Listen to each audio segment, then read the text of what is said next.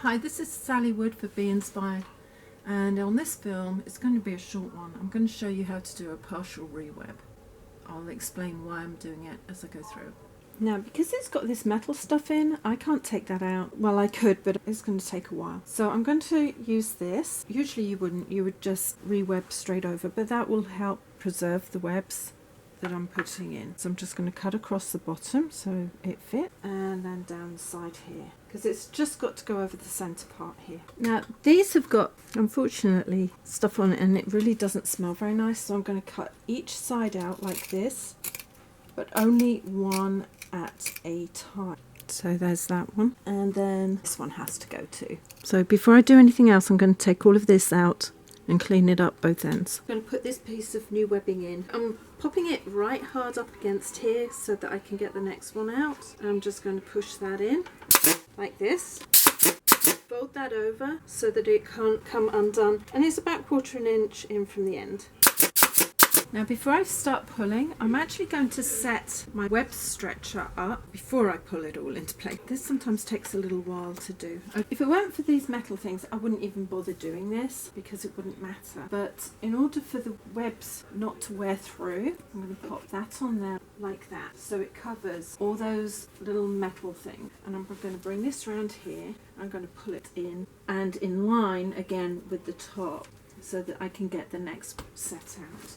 So it's in tight. I'm just going to set this up, line the second one up exactly the same way. I've actually released a couple of those so that I can move it down a little bit on both sides, and then again pull that in as tight as I can, and then complete the last one.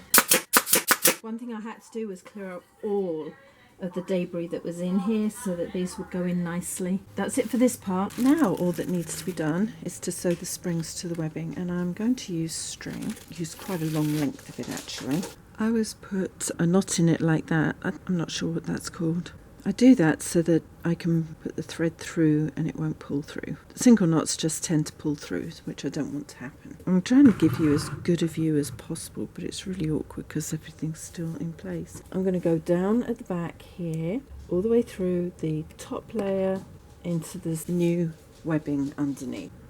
And then I'm going to come up on the inside of the spring. There's really not very much room back here. Put your needle through your loop like that and pull it tight. That's the theory anyway. Pull it through from underneath and then on top. I'm just going to go over to this side here.